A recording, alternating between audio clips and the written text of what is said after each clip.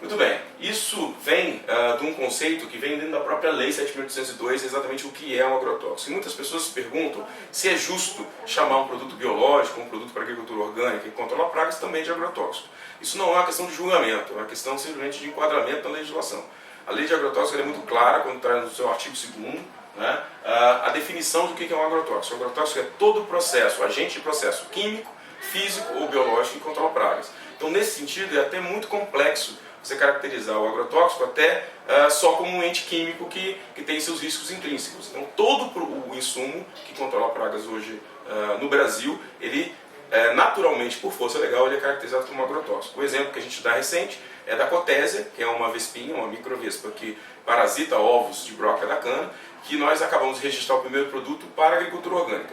Mesmo sendo um parasitoide, mesmo sendo um inseto com um risco ambiental muito baixo, porque ele é muito espécie específico na broca, mesmo tendo um risco toxicológico quase nulo, ele ainda assim é classificado como agrotóxico, e isso pode causar uma confusão na cabeça da população, porque o agrotóxico normalmente está atrelado àquele risco maior que a população tem de se envenenar. Okay? Além dos produtos agrotóxicos e afins do controle de pragas, também são enquadrados nessa definição os dessecantes, né, que são normalmente herbicidas que são dessecantes, e os hormônios vegetais. É muito interessante colocar nesse enquadramento, porque também são classificados e chamados assim, de agrotóxicos e entram também no rito de aprovação entre saúde, agricultura e meio ambiente.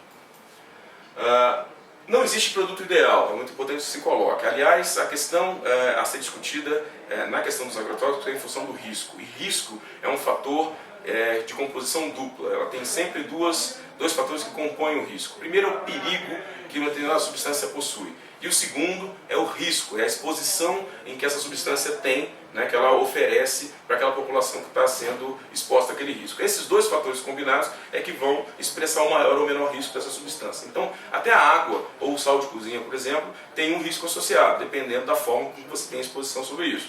É sabido, por exemplo, que o sal de cozinha em altas doses colocado na sua comida, você pode ter um risco muito grande de ter hipertensão, né? Isso é um fator que todo mundo sabe. Então é um risco associado ao consumo, à exposição ao sal mais intensa. Mas o sal em pequenas doses, ele é fundamental, inclusive, no balanço osmótico das células do nosso corpo. Então, são fatores em que toda substância ela pode ser tanto benéfica quanto maléfica em função da dose e da exposição que você está tendo a ela. Então, é muito difícil você encontrar um produto ideal. Mas o que se busca para a defesa vegetal, para a defesa do controle de pragas?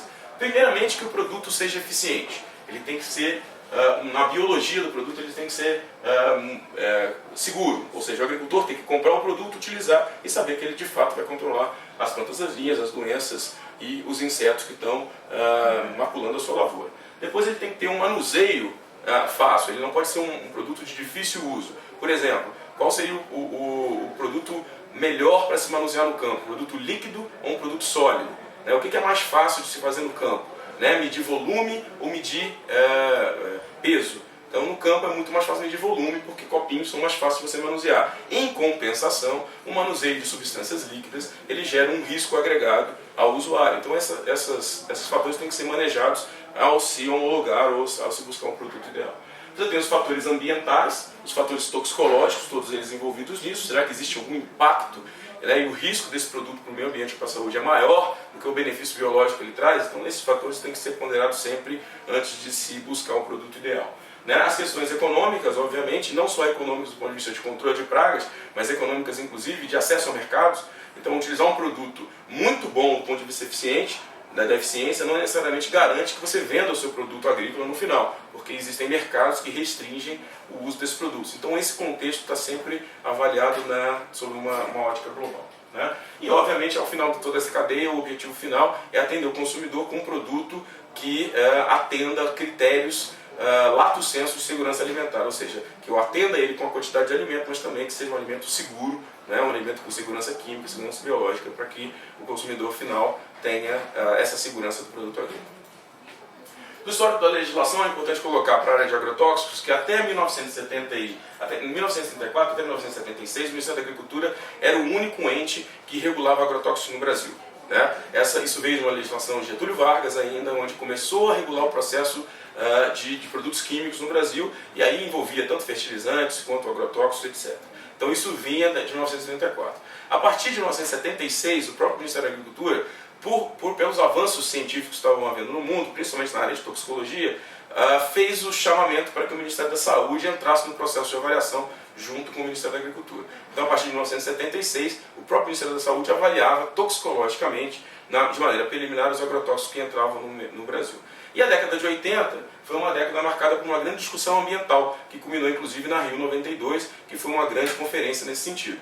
E essa referência que foi feita na década de 80 trouxe também para o processo de discussão o Ministério do Meio Ambiente, através do seu órgão específico, o IBAMA, na avaliação ambiental. Isso monta, dentro do Brasil, um cenário muito interessante, principalmente quando a gente coloca os três ministérios de uma maneira horizontal, como sendo os decisores do processo de registro e de controle dessas substâncias no Brasil. Então, no Brasil, nenhum agrotóxico é registrado ou permanece no mercado se ele não tiver o aval tanto da agricultura, quanto da saúde, quanto do meio ambiente. E isso tem necessariamente que passar por critérios científicos de avaliação desses três ministérios.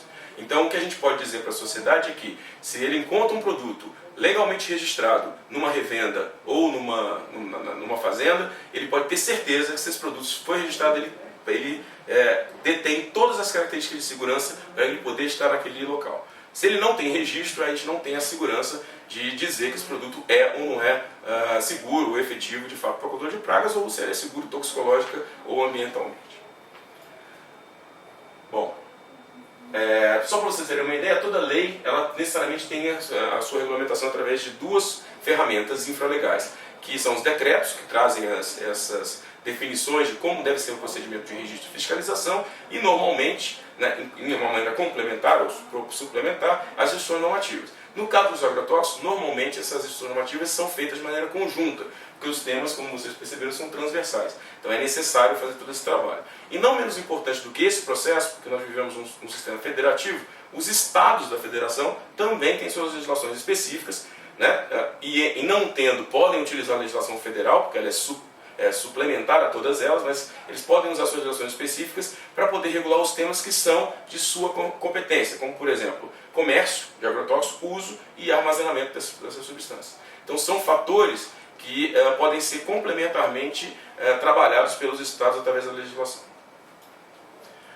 Bom, da onde veio essa origem do controle, eu comentei mais cedo, que na verdade isso parte de um processo evolutivo da agricultura. A partir do momento que existe agricultura formal, existe processo de controle de pragas. As primeiras, obviamente, foram catação.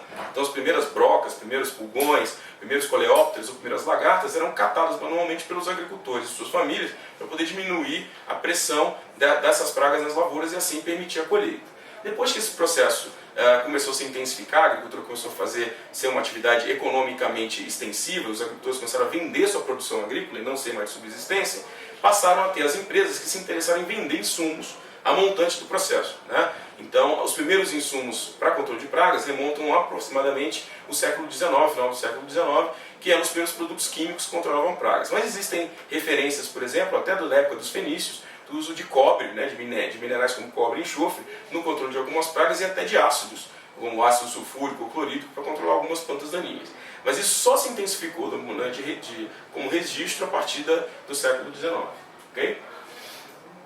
E o que é a fiscalização nesse cenário todo? Qual é a missão do fiscal, tanto federal quanto estadual, nesse processo? É, de fato, assegurar que as empresas garantam a qualidade dos produtos que foram registrados ou garantam a qualidade e a rastreabilidade dos processos nas quais eles estão envolvidos. No caso das empresas produtoras, o processo de fabricação. No caso das empresas revendedoras, o processo de qualidade na venda do produto. As boas práticas de comercialização, usando receituário agronômico, rastreabilidade, nota fiscal e todas as outras ferramentas que puderem ser utilizadas. Existem artigos dentro do decreto que definem o que é fiscalização, o que é inspeção.